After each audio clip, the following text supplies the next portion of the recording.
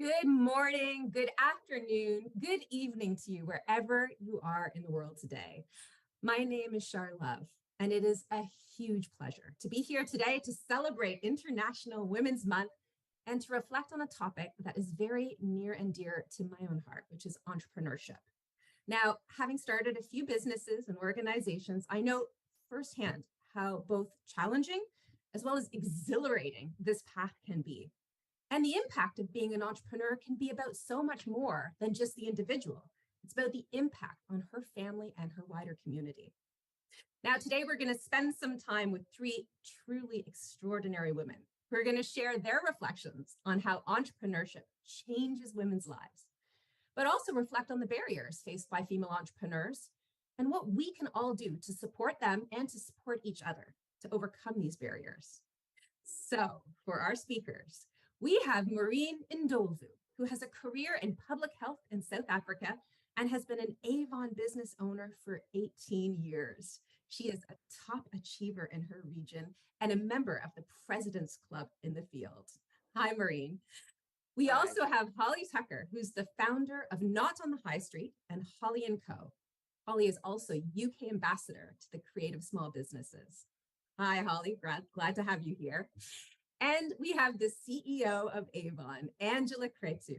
Angela is a globally recognized business leader with awards including Leader for Change in Women's Empowerment and was commended by Management Today as CEO of the Year. Now, as a backdrop to this discussion that we're having is some very important research that Avon launched on International Women's Day, the Global Progress for Women's Report. Now, some of the points that really resonated with me included the trends in how the workplace is really changing. We're seeing a rise in portfolio careers where people combine different projects and focus areas. And underpinning this is this idea of how more people are really engaged in trying to find ways to make work for them. However, many women still feel held back. 26% saying that they feel their choices are more limited than men when it comes to starting their own businesses. Now, there are many really fascinating insights in this report, so I'd encourage you all to go and check it out. But let's start by hearing from some of our truly extraordinary and amazing panelists that are here with us today virtually. Now, Maureen and Holly and Angela, I would love to start with the same question, actually, for each of you. I wondered if you can share an example of an inspiring women entrepreneur from history who you really look up to. Maureen, can I turn it over to you first? Yes, and I have a number of them, but today I'm going to talk about Oprah Winfrey. So I follow Oprah when I was very small and I was at high school because Oprah was born in poverty in Mississippi. And also as a young child, Oprah experienced some difficulties and he was molested and get pregnant, and then the child died also. All those experience that Oprah experienced is just that the mother was not there, was absent because the mother have to put food in the table. So that's why Oprah leave this kid to other people to look after her child. And with this experience in South Africa also, we experience same thing as Oprah experienced.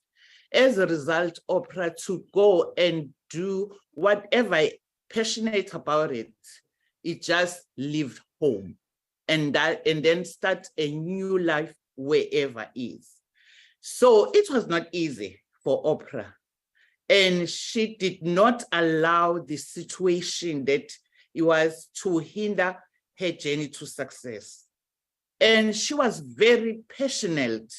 And also what she does, it does the best. Today is a very influential woman in the world. She fight for independence and also the freedom. And today, she is a boss. what I like with Oprah, and then what Oprah make a good leader. She has a high self-esteem and a humor, and also have a generosity. Although she was not able to help everybody, but it was that backup for women. Some women in South Africa has a low self-esteem because of the system that we grew up, cultural barriers, and also in the community, we are not recognized as women that we can be entrepreneurs. And what made Oprah success?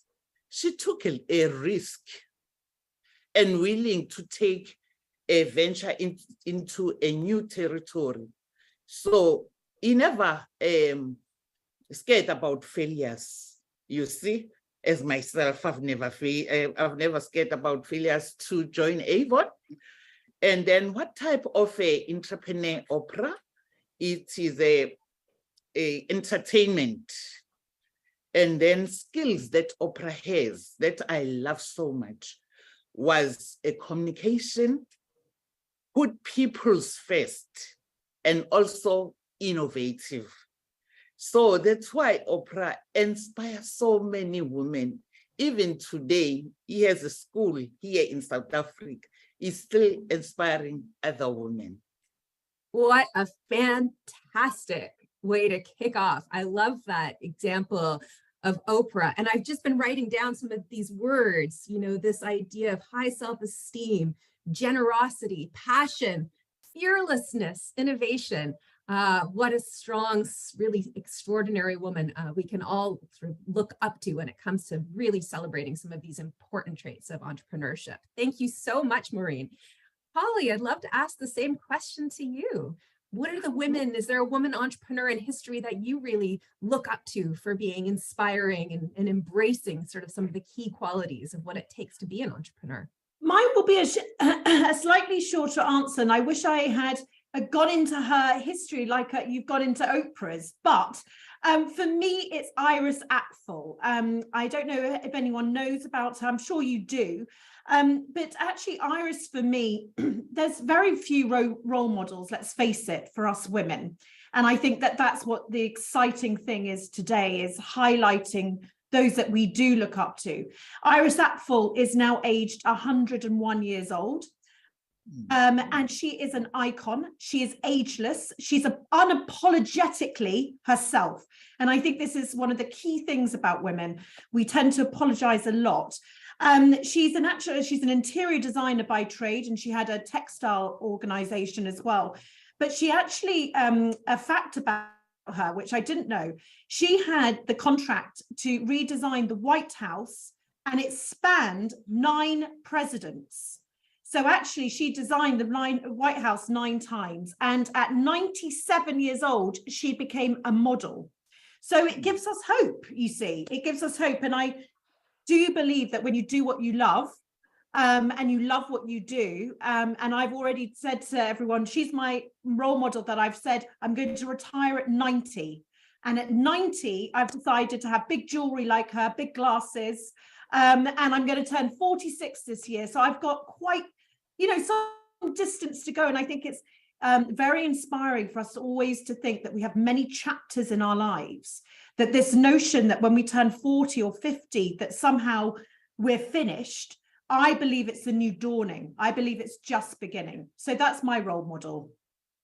What a terrific answer, Holly. I'm going to certainly look up this extraordinary entrepreneur and learn even more about her history. She sounds extraordinary. And again, I like this idea of ageless and unapologetic. And I think the line that you use, I really love, is you got to do what you love and love what you do. So a really fantastic example. Angela, I'd love to hear your view. What are sort of the women in history? Is there one in particular who's worked in entrepreneurship that you look up to? But I'm going to, in a way, add to Maureen's and Holly's stories and tell not just about one woman, but thousands of women, because I've had a fascinating journey with Avon, and I've worked in countries like in Turkey, Middle East, in New York, in working with women in Central Eastern Europe, in Russia. We worked with women in Philippines. So with this global access, I have had tremendous chance to listen to many life experiences. So I look for inspiration in all these life stories, and we don't have to see just few of the women who have succeeded to become global influencers. We have to look as well of all these little stories of women who became a role model in their own micro communities. And I have from the stories of overcoming the hurdles of a life under domestic violence, with where a woman in Southeast Turkey with no education, who was married at the age of 14, succeeded at the age of 27 to escape a life of violence, and then return to her studies, supported by a strong community of other women. By the way, there is nothing more powerful than one woman helping another. And then with by the side of Avon, she created a team of herself, a team of more than 150 representatives, leading others, empowering others. So these are many examples like this, not just escaping hardship, but being able to overcome society barriers or their own inner barriers, like lack of confidence, and creating value for their own communities. I've seen thousands of examples like that. And there is no day, and I'm blessed to have this job, having access to all these stories. There is no day where I would miss inspiration coming from one life story or another. Oh, Angela, I'm so glad you brought that framing, because you're so right. Of course, there are inspiring stories all around us and all around the world. And the stories of those women that are empowering others and overcoming, as you said, both personal and social barriers, we can find those sources of inspiration everywhere we go. It's about really recognizing the different forms of women and entrepreneurship that they're embracing that exist out there. So thank you, Angela. What a great addition to this inspiring women conversation. I'd love to actually dig in a little bit deeper with each of you on some of the sort of insights and some of the reflections you have from your firsthand experience.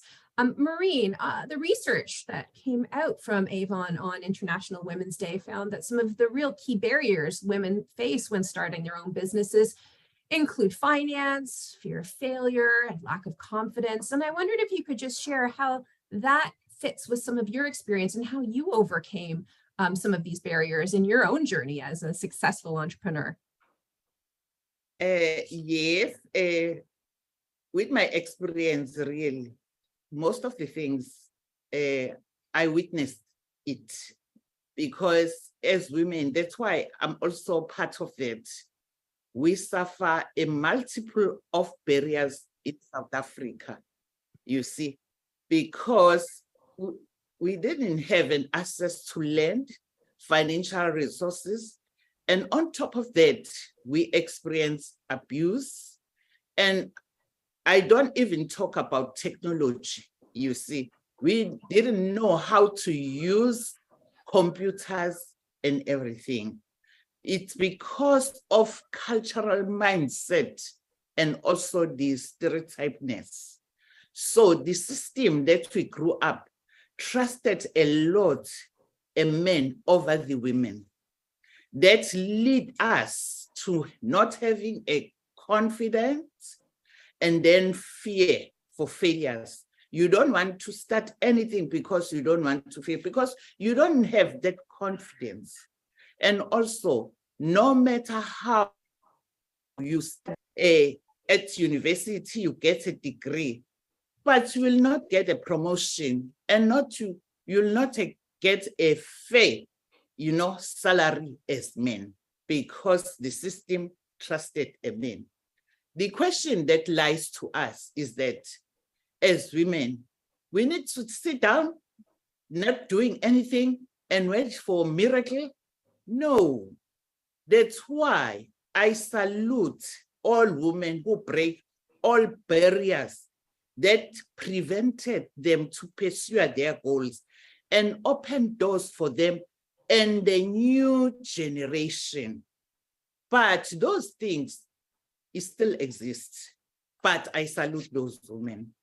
Today, women, they can pursue their dreams by taking opportunity to become partners with company that 100% empower women to be successfully entrepreneurs.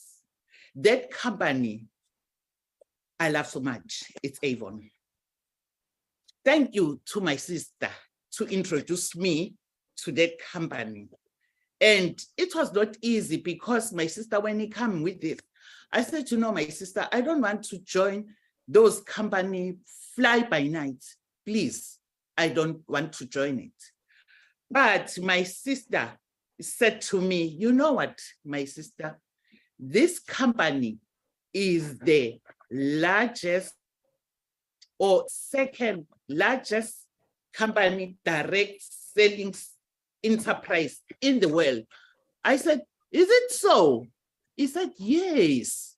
I said, no, please, let me have a look what you have in that company for Avon. I found that Avon believe in the power of women and also empowers them to earn big time. You see, so that they break all these barriers that they prevented them to financial problem and also to not work at home, you see, because now when they're working for themselves, they determine from themselves how much I want to see in my bank, how much I want to see when my phone rings, notification, because those women, they are having a freedom. And then Avon really invested so much money to support these women, train them, including myself, new technology, you see, and their business, they are successful, they have those skills. Now, I can really say my business is going. But before COVID, everybody, because they closed down the country, and then we didn't know what to do. But Avon come with new technology, how to do the business at home, in your comfort zone. You recruit, you train, you do everything. That's why I love Avon, because also earning through beauty.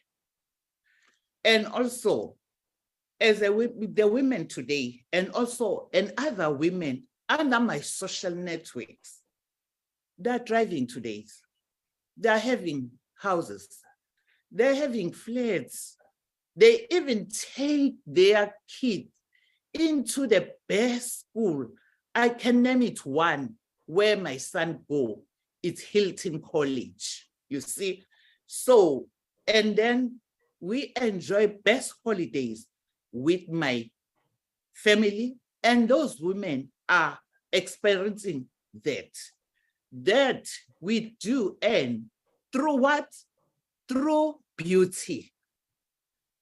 Avon, you know, go as far as that to help those women who lost hope, don't have confidence.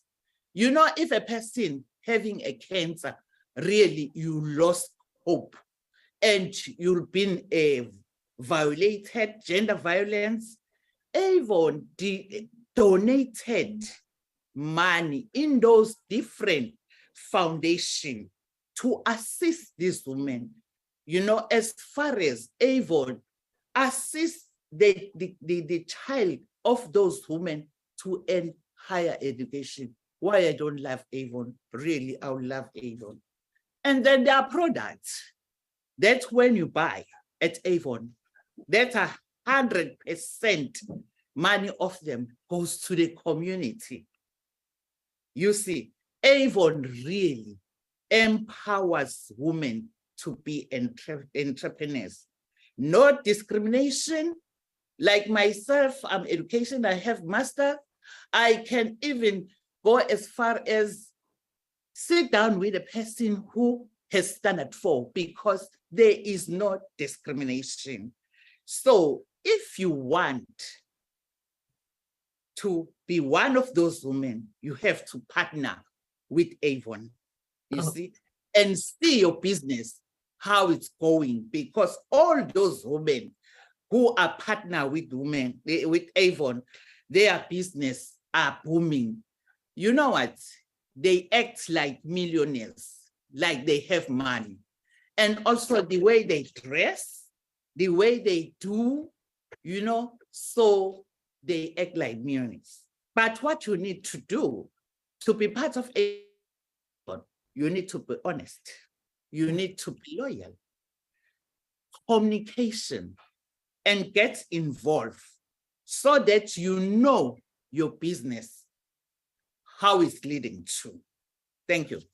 Oh, wow. Thank you so much, Maureen. And there's so many things that you've said. I've been writing notes as you've been going, but I think this point about the power of women and saluting all women that break down barriers. And then I think what you really have been, putting beautiful words to is how opening doors for others and finding ways to build this as part of a movement. I think you've sort of, described perfectly, I think, so many of the great opportunities that are out there. So thank you, Maureen. Holly, I'd love to move on and ask you a question, if that's okay. You work with women, encouraging them to become entrepreneurs. Has the landscape of female entrepreneurship changed since you've started out? And maybe you could share a little bit about some of the positive trends you're seeing in the wider entrepreneurship space. Yeah, absolutely. Obviously, speaking from the UK, I come from relative privilege here in terms of some of the barriers that I had when I started. I started my business back in 2005-06. My son was 3 months old. And I sort of went into the world naively thinking that everything was equal, not really understanding that we were building one of the 3rd marketplaces in the world after Amazon and eBay. So I went in there beautifully naive, thinking that, as long as you worked hard, things came to good people. And one of the things I would say is that actually from that era, 17 years ago, being able to start a business has become easier, certainly in the UK. My bank manager didn't know what an entrepreneur was. We had only male VCs around my board table. We had many limiting, I would be laughed out of boardrooms because of basically creating a marketplace full of quite female-centric products. And so it has, definitely changed from that era where people understand entrepreneurship, people want to fund entrepreneurship, and that's brilliant. But one of the things I thought was so interesting in the Avon report is that actually, if you look at those top 5 things that stop women starting, only one of them is finance, more of a classic, let's say, business issue. But 4 out of the 5 were about her mindset. And actually, I find that I absolutely relate to that. I felt it in my own life.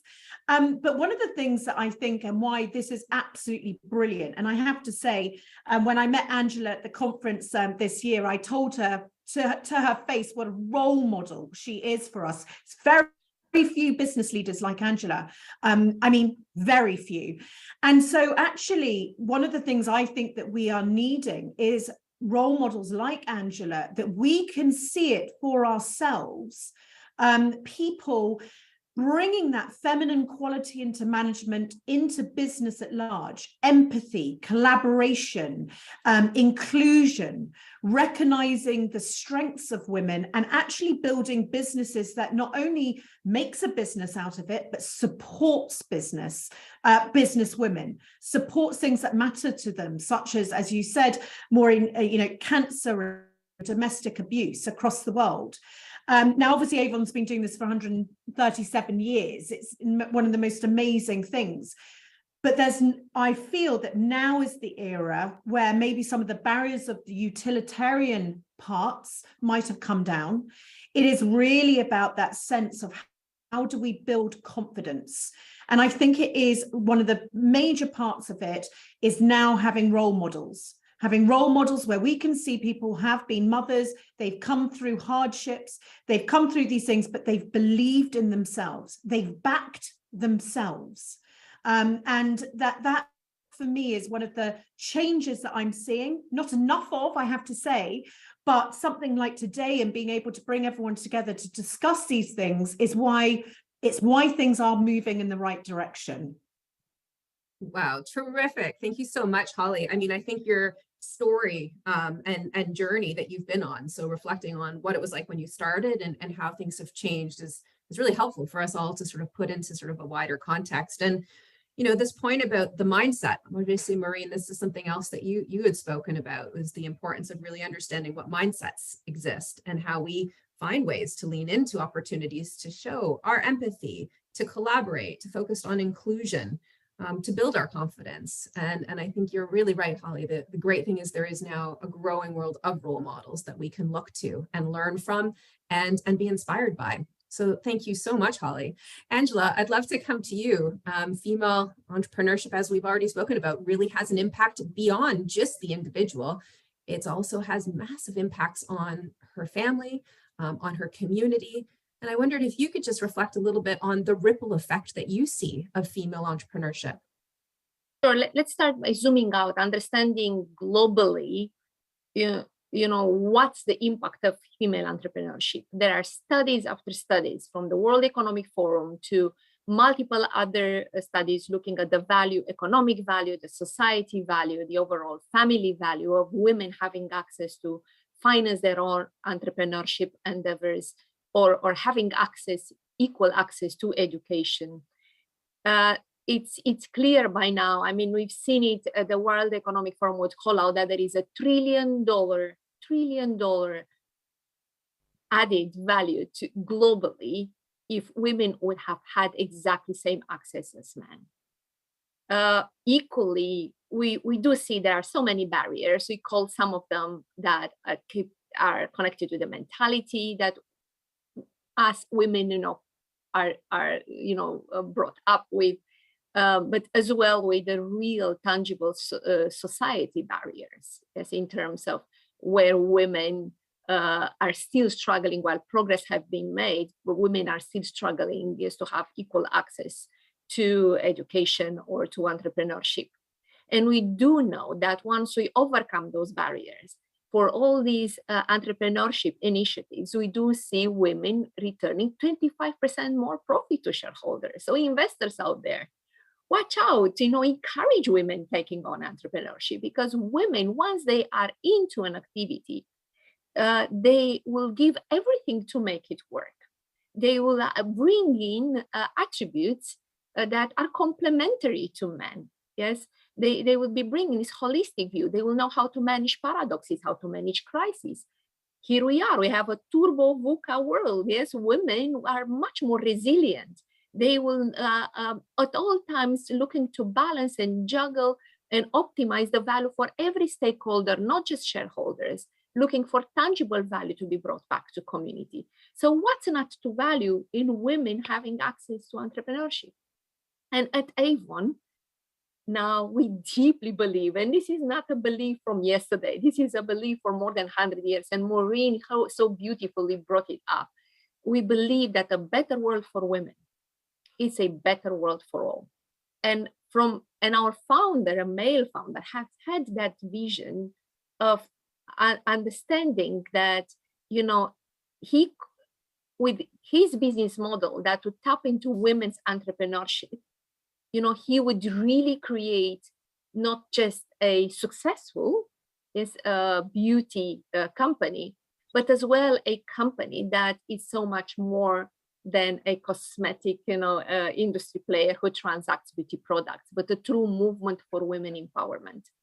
And we created a business model that gives women exactly that opportunity that we kept talking about, the flexibility to work in their own terms, create an earning opportunity, as well an opportunity to learn, overcome their fears and lack of confidence with the support of other women in their community, and do something that it's giving them a tangible impact in their own communities. And I'm extremely proud to be part of Avon, and as well, Holly is one of our biggest stars currently in UK. She has engaged in an amazing, really amazing series of trainings and conferences and creating that support for Avon representatives and leaders to aspire for more. Yes, to be able to tackle their fears and together look at the right knowledge and empowerment and confidence to become successful entrepreneurs. So very proud to be part of Avon, very proud to be surrounded with inspirational women like Maureen and Holly and millions of representatives that we do proudly connect to every day around the world. Oh, thank you, Angela. I feel I'm so hopeful, and I'm smiling so big because you've laid out such a brilliant case for why we need to see more women entrepreneurs. And even just on this call, the amount of mutual support and reinforcement of each other and really the support we're showing one another, I think is just an extraordinary example of what happens when you bring women together and you support them. They can overcome these barriers. And Angela, what you were talking about in terms of the world's needing, more women to engage in this space and encouraging women, that women have this ability to manage paradoxes and to be resilient and to optimize value for so many. I mean, I think it's really clear why we really do need to see way more energy and support put towards really supporting women to overcome these barriers. And it's great that this conversation today is modeling what that can look like. Now, we have about 15 minutes left, and I think we have time for one more round of questions, and then I am going to ask you each to sort of share a very brief closing remark. So for this next round of questions, just a couple of minutes, it would be great to hear you reflect. Maybe, Maureen, I can start with you about some of the work that we've seen in the report that Avon's published around the flexibility, right? And the lack of, the report has found that one of the areas of inequality actually does come from a lack of an ability to work in a flexible way. And I just wondered if you could reflect a little bit on that from your own experience. With that flexibility, I've never dreamed that I'll work flexible hours through beauty. I've never dreamed of that. I've never even to think about that. I'll have time to sit down and pamper myself and to plan my day, because always the person who's planning my day. But today it's me planning all my day with other women that I work with. So when we are there, because we work flexible hours, a person can even say, oh man, these women are millionaires. Meanwhile, you are not. It's just that we have that freedom to work flexible hours. And you know what? One of my dreams come true because I have a grandson who was always playing rugby. I've never had a chance to go and to see when he's playing. But when I was working flexible, I have an opportunity to go with my grandson. And I watch all the tournaments until he reached sevens. And also, sometimes when you go with parents that who plan their time earlier than us, they will travel with their kids. Meanwhile, us, we are busy checking cheap flights and also checking cheap accommodation. But we have changed. We go with them. We go with our kids in the plane. You know what? Because Avon empower us. You see, we work flexible hours. We take our business where we go. because another parents that I was sitting, because when we are there in the flight, we have different school with different parents. They will ask me, what job are you doing? I said, why you ask? He said, no, I'm asking because you're always with us, you see. I will say, no, I own a beauty shop. And then I said, oh, and then have that interest to know what beauty shop. I'll explain briefly, and then I post the brochure. And then afterwards, I'll know that it's my future customer. It's a customer and a person that I can convert to be a rep. You know, that in all, it makes me that, you know what, to work flexible hours, even your mind, you figure out what you want to do, you see. I remember one day I was having a meeting with my other women that I'm working with. And then they told me that, no, we're going to have a meeting at coffee shop or Wimpy. I said, okay, that's fine. I said, we go there, all of us, we have a meeting, we have breakfast and everything. What make me shocked, they pay for me. That's why I said, no, these women are empowered, you know, to do things for themselves and to do things for their families, which make me so proud of these women. Oh. And also, you know, Avon, what I like with Avon, it's affordable. Everyone can access Avon. Everyone can buy Avon. And also, if you say, no, I don't like this product, Avon doesn't resist. He said, bring it back, my products, please, you see, because you don't like the product, you're not satisfied, you see. And also, what I've experienced with these women, because you find that other women, they didn't use lipstick before. They didn't use color, you see. You find out they have time for themselves. They use lipstick, they use makeup. You find that in the meeting, the people are beautiful and glowing, you see.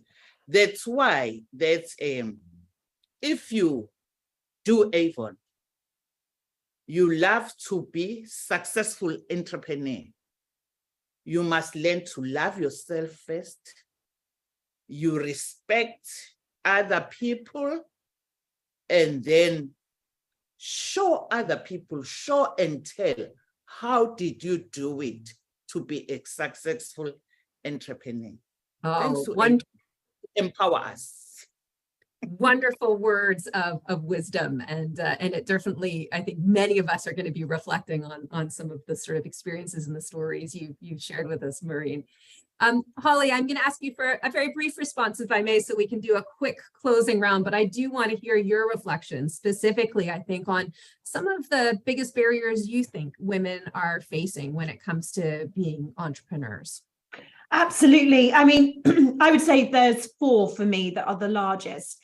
One is the, in no particular order, emotional labor. I find myself, you know, involved in what the now, you know, articles written on it, the triple shift, or what they can call the triple burden, where women are really doing the lion's share of unpaid work within the household, within caring for their parents or with their children, and a paid job as well. And it's one of the first times that we're seeing that women have got these three roles, and you know, we're meant to have it all, you know, this notion that we can have it all and be successful and be sane. So that's one of the issues that I would say. The other one would be a cost of childcare. I know when I had my son, he was 3 months old when I started my business. It was absolutely crippling in terms of childcare. And I think this is an issue across the world. In England, for nursery under twos, it costs parents between 65 and 75% of their salaries. Within the UK, we're the third most expensive in the world for childcare. Now, if we're trying to raise women up, there is a massive issue there, a systemic issue. Another would be access to finance. In 2022, when you looked at venture capital funding of businesses, out of every pound in the UK, 99p went to male-founded businesses and 1 penny went to female-founded businesses. Now, I started raising money in 2015, and if in 2022, that is the statistic, I mean, it must have been a penny's worth, less than a penny's worth, a tenth of a penny or something, you know, when I was raising money. It's crazy how that has not changed in that period of time. And the last one would be about imposter syndrome around money, around finance, which ultimately is a backbone of companies, isn't it? And I think what we can tend to do is be told by our maths teacher that we're terrible at maths when we're at school, and we hold on to that notion forevermore. And suddenly we come into the world, which has a male bias on it, and we don't feel like we're confident in finance, which ultimately leads to this imposter syndrome, which leads to then a number of other things that happen in our businesses. So those are 4 things that I would say. Amazing. Thank you so much, Holly. And I feel like all 4 of those, I've kind of written them all down. I think they're all things we can reflect on and work together to try and find ways to overcome. Angela, I'm going to have the last question here for you. I mean, you have spoken to Avon reps around the world. How do you see really Avon helping women overcome some of these barriers we've talked about today? We have multiple ways to support women around the world. So one is to our purpose here, understanding that beauty, it goes beyond the color that we put in our lipstick or the blush on our cheeks. You know, understand that beauty comes with well-being, comes with dignity. There is no lipstick that can cover a lack of smile or a lack of confidence or a bruised soul. And that's why globally, with the very why of our mission of empowering women, we understood that the biggest barriers to women well-being are breast cancer, and therefore we have donated more than $1 billion to date for the causes that really matter, and this one of them being breast cancer, and the other one is dignity, the keeping women safe, yes, from their perpetrators. And domestic violence, unfortunately, it's still a big issue impacting women around the world. And domestic violence are not just the women who are physically abused, are also women who are held back, not being able to fulfill their education, to have access, it's just Holly called out, you know, access to financing, or simple encouragement for them to be able to pursue their dreams. So through the mission, we are supporting women around the world. Then we have a business model where we've created a wealth sharing, commercial model where just by promoting beauty to your friends, as Maureen was calling out, it's something so easy. There is an earning. We do really sharing our earnings, not just with the shareholders, but with millions of women around the world. And then, of course, it's all about the that sense of community that we bring everywhere, investing more than $100 million in training women. So this is free training for women around the world on how to build up their own business. That's our free entrepreneurship trainings, how to access technology, how to feel comfortable using technology, not only to build up their business, but as well connect with information and with the dear ones. So this is what Avon does. We continue this journey going forward till we'll be satisfied to see women have equality in their chance to build a life as they wish. Thank you so much, Angela. Well, we are rapidly on our countdown clock to closing out what has been a fascinating 45 minutes of discussion. I am just going to ask for a quick 1-sentence response in terms of closing remarks, because what I would love to know is, what piece of advice would you give to a 10-year-old girl who's thinking about starting her business? I'm going to be really fierce, so I just want 1 quick sentence. Maureen, what's the piece of advice you would give to a little girl today? I would advise the young girl, don't afraid to speak. Stand out and speak to your mind and be passionate about what you are doing. Thank you. Perfect. Thank you so much, Maureen. Holly, what advice would you give to a 10-year-old girl interested in starting her business? To make sure that she does what she loves and loves what she does. And if she does that, she won't work a day in her life, and that riches come in many forms. Fantastic advice. Angela, what would you say? Mine is very similar. Find your why, find your purpose, and then relentlessly, never give up in following the purpose. Oh, these are great words of wisdom. I hope there are some 10-year-olds that will tune into this, but also I think those words of wisdom are relevant for all of us, actually. Shar, you tell us your why, because you are an inspirational woman yourself. Tell us your why. Tell us your advice. Well, you've already said it, actually, all of you. I think it is to embrace a place where you can work, where it doesn't feel like work, actually have joy and feel that you can have purpose in what you do. So I think you have all said that much better than I could in a closing couple of moments, but I would really agree with everything Maureen, Holly, and Angela you've shared with us today. I really know I've taken a few really important notes and insights from this conversation. I have pages in front of me now with words like inspiration, collaboration, confidence, culture. I know I'm going to be reflecting a lot of these things over the course of the days and the weeks and the months ahead.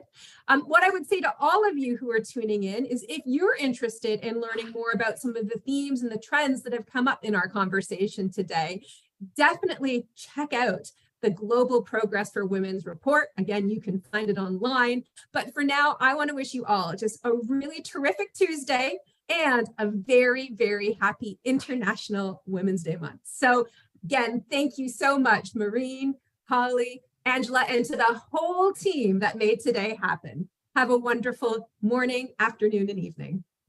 Thank you. Thank you.